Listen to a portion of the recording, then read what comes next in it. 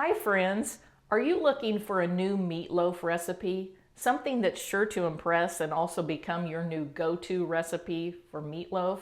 Well, look no further because my smoked meatloaf recipe is going to blow your mind. It's tender, it's juicy, it's packed with smoky flavor, and the great thing is you can freeze it for later.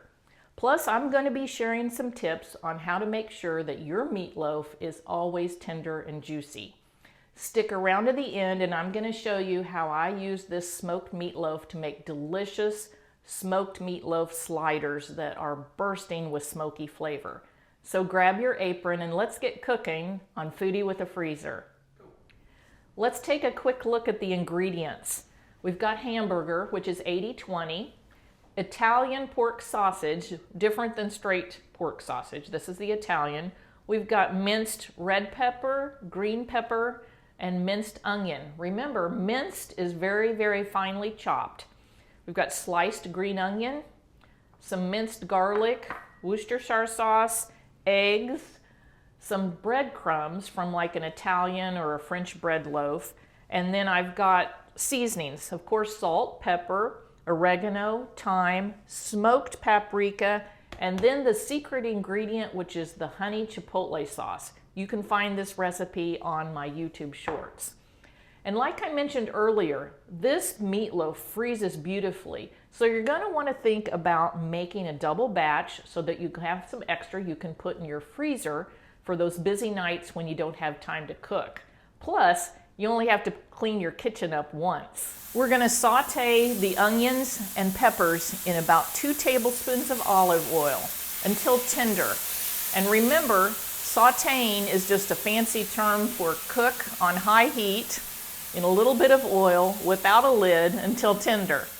So once the vegetables were tender, I added those together with all the other ingredients except for the ground meat. And here's a tip for how to give a tender meatloaf. Don't overwork the meat.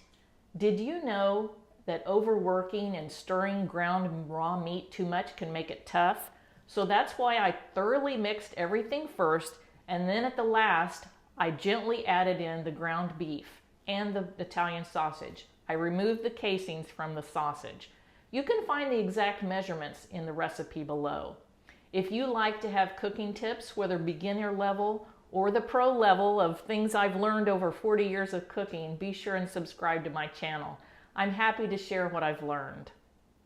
True confession time. I'm a meatloaf snob and I'll admit it. So many meatloafs are just okay or they're not good at all, but this smoked chipotle meatloaf blows all the other recipes out of the water.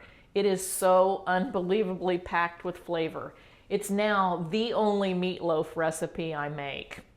We're going to be cooking this on a smoker, but you could also cook it on your grill using indirect heat, or of course you could bake it in the oven, but you're going to lose some of that smoky flavor.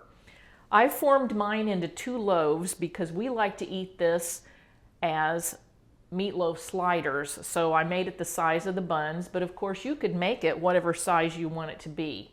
Be sure and brush a thick coat on the top and the sides of the meatloaf with your Chipotle honey sauce.